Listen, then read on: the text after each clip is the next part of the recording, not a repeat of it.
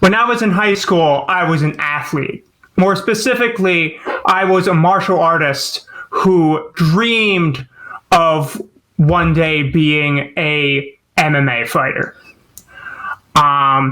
But these things that I could do physically really hurt.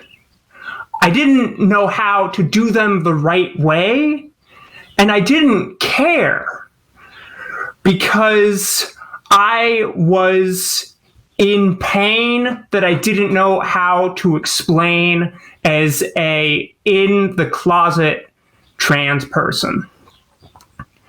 This pain that I was feeling physically when I overdid it every time I worked out allowed me to take my mind off that, and it also gave me a body I really liked bragging about. You see, I could do a backflip, I could do fingertip push-ups, and one time I did 250 sit-ups just to shut an asshole up who was bragging about doing 100. This was a mistake, okay? It followed me for the rest of the day.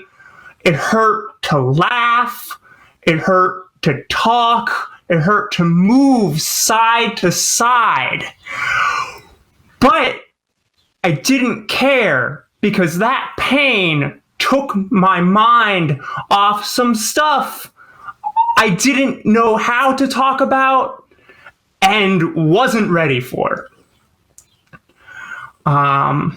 So some time went by.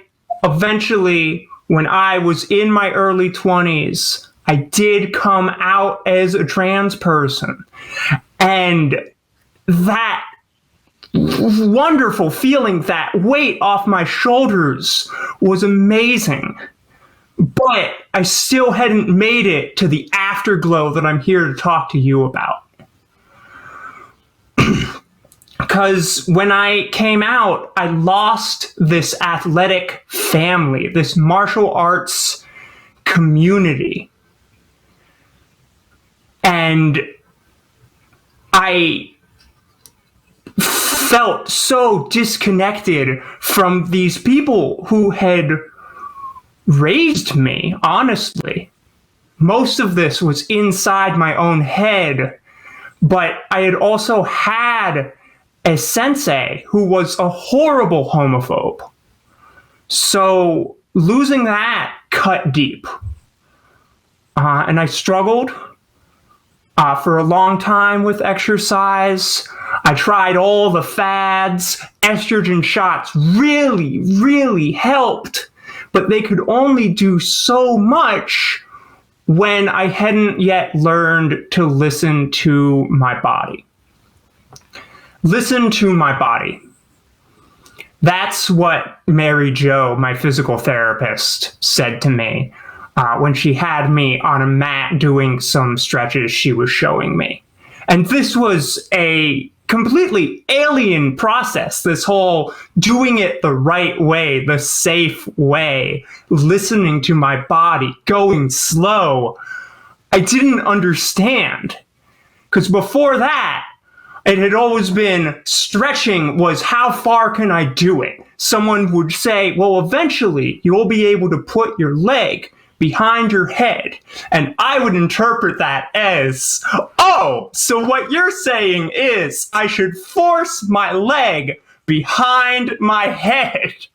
But this woman, she didn't yell at me. She just put her hand on my shoulder. She said, you don't need to go that hard.